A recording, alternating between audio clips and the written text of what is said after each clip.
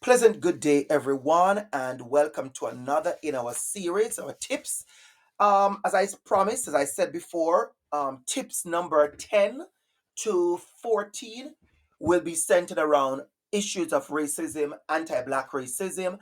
And today I want to start with one of my very popular topics that I work with a lot, and the idea of from awareness to action. There are many people who do not subscribe to the word awareness, and I want to let you know that because they feel like we should know or we already know. I want to say that is not true. Being in spaces and many spaces, I have realized that people are very unaware in so many areas. And because of social media, because of media, because of what they choose to listen to, they are unaware. Every now and then I get into a space where I realize, wow, these teachers are unaware of what's going on. And I like to say, if you know only about your cul-de-sac or your school community or just where you live, then you are unaware of the world, the global issues around us. And as educators, it is our job to be aware. So I want to center that, how important it is for us to be aware.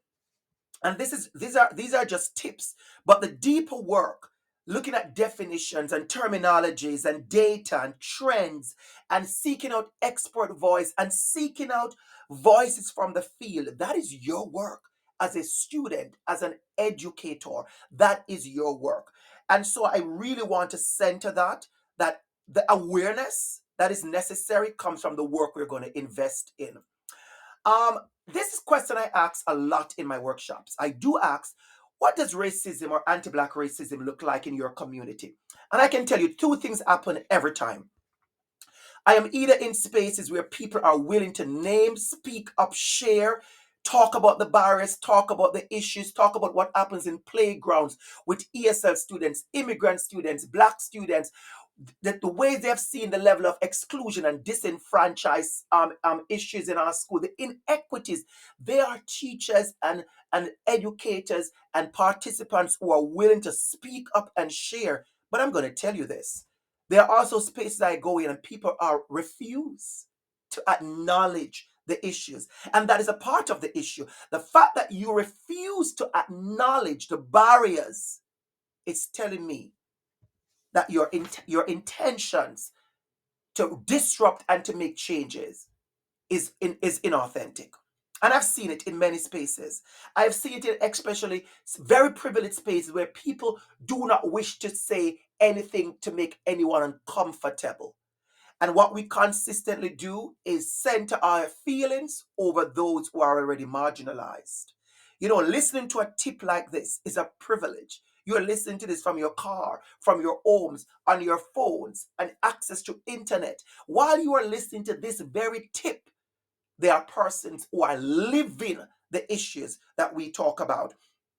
And so, in my workshop, I just want to share with you when I ask people to list spaces and to share, I want to show you the number of things that people share. People do share. And so, for me, I understand.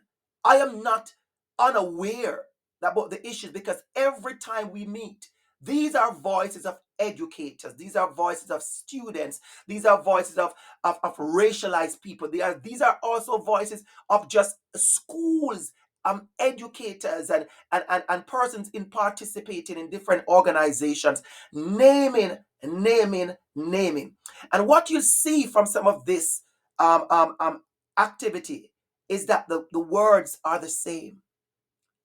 The issues are the same from community to community, from spaces to spaces. People are naming and listing. And so we have to be aware of these things. We have to be aware of these things. And so I really want us to get into that habit of understanding what is happening around us. Um, we have to we realize that what is seen on media, caught on the cell phone, it's just at the top, just the tip of the iceberg. As educators, our job is to go beneath the surface. Our job is to go beneath the surface. I know, we have this narrative going on about the work that it takes. And I tell everybody, it is work. It is invested time. For me to set this time aside to create these videos, I could tell you it takes time out of my regular scheduled program. It takes effort.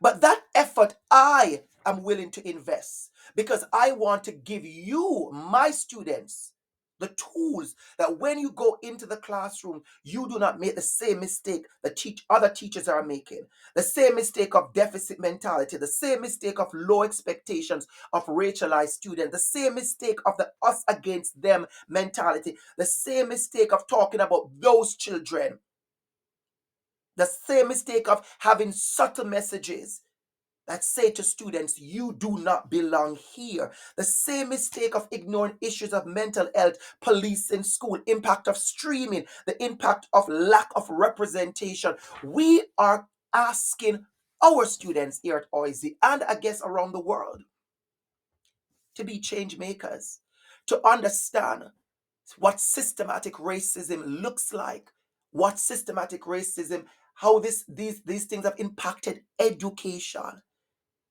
I love the second quote here from the article from the document. A better way forward. You can find this. You can download this strategic plan. It says it is often caused by hidden institutional biases in policies, practices, and processes. I want you to understand that your job is to gain that awareness. Why, Dr. ABC? Because when you gain that awareness, you are more alert. I'm going to say this. Have you ever met a teacher who is so on alert? You'll be like, wow. I have met people who are so on alert, so unaware. You have to understand how these things show up in policies, in biases, in processes. You know, when you see a job description and it says 6 years Canadian experience, ask yourself. This is just one example, but ask yourself, do the person need six to be here for 6 years in order to do this job? Ask yourself those things. But somebody wrote it in a policy. Somebody crafted that in a practice. So we have to look around us. Who is hired? Who sits on boards? Who are on the committees? Who have the access? Who are your professors? What are in the policies? What are in the books? Who are we reading? Who are we not reading? What are the resources? Who has a seat at the table, and not just a seat at the table, but what is prepared at the table?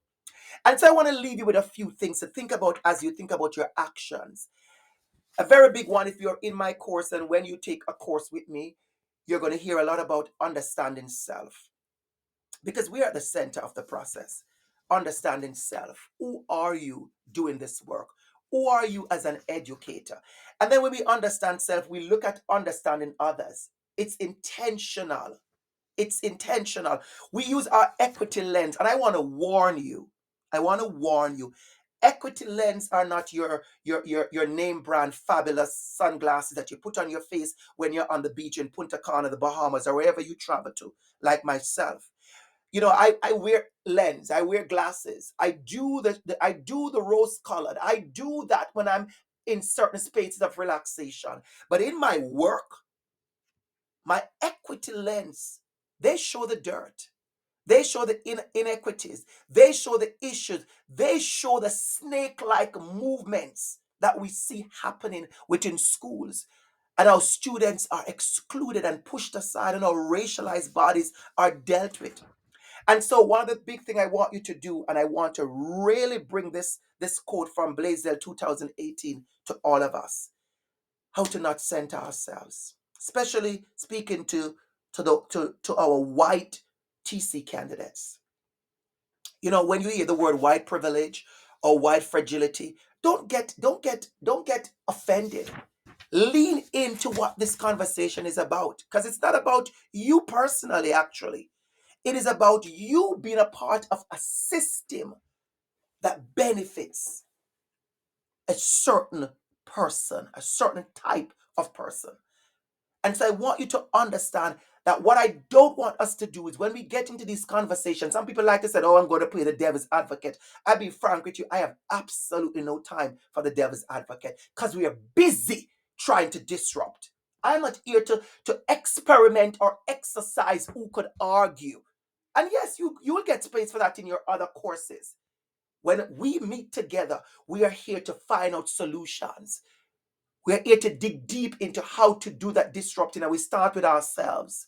So, white discourse can stem from a sense of shame where whites feel when confronting the oppressive nature of whiteness. Shame makes us fearful of acknowledging our complicity in racial oppression and can lead us to engage in a prime feature of white discourse, which is defending our identities as good people. I always tell my students, I will never say you're not a good person. But what we are focusing on, examining our complicity in structural racism. And I really want to say this before I close. I have gotten so many teachers who would say to me, Dr. Campbell, what can I do? And in tip number 11, that is going to come after this one, of course, tip number 11, I'm going to center a little bit on the individual. And I say to you, imagine if you do this. If you imagine if one teacher in a school is intentionally deliberate about the curriculum, about the stories, about the images, about who is represented, whose voice is being heard, whose voice is given space, in seeing black children and seeing racialized children, seeing a child wearing a hijab and honoring identities and community. Imagine if one teacher in the building is doing that. Well, imagine if we sprinkle that magic and we have 10 teachers doing that and 15 teachers doing that. Imagine what that school would be like. Imagine how safer that school would be. Imagine the sense of belonging you would have created in a school like that when we do not center ourselves. So this is a time to ask about our role and what are we going to do? You know, are we going to sit in spaces where people could look at us and say, well, clearly you are racist? You know, are we going to be sitting in spaces where it's clear our prejudice and our biases, it just comes out so clear? I see it all the time where we are denying. You know, we see a major issue. People denied the murder of First Nation children in what they called residential school, which I call crime scenes. All those buildings should be wrapped in yellow tape. Crime scenes. If I had the power, I would do that. Wrap every single one of those buildings in yellow tape until we understand that entire compound is a crime scene. We don't get access to crime scene. You don't get to go in for your purse and your brooch and your wallet. Notice how crime scenes are guarded so we could collect evidence. It's a different conversation. Are we going to be bystanders, and pretenders and box checkers? We have a lot of educators who are box checker. Well, let me go to this workshop so they know I attended. I see them. I've done this a lot. I see box checkers all the time. But what we want you to do is to take up a greater role as an actor. You're playing a part. You're playing a role as an ally. Not because somebody give you a title, but because you are doing the work of an advocate, an activist, and you can do this within your classroom. So no, this video is not about you tying yourself to a building and going downtown to block the street and walking around with placards. This is not what it is about. It is about doing it within your classroom, ensuring that you are that educator that can say to racialized children, I see you. And so that is a tip for as we're going to start this conversation. Your awareness, your role, your moral courage, your responsibility. Let me just say this because I really want to end by saying this. There's a lot of things that you will never learn here at OISE. We can teach you how to be an honest, authentic ally. I doubt we can teach you that. We can give you the tools. We can provide you with case studies and access and examples, but that commitment comes from the inside. That commitment is individual. That commitment is not on paper. That commitment you cannot find on a committee or working group. That commitment is inside of you. And guess what? You can work on that. You can nurture that. You can feed that. You can water that. And you can walk into schools and students will sense by the very way you look at them, by the very things you say to them, that this teacher, she sees me, he sees me, they see me.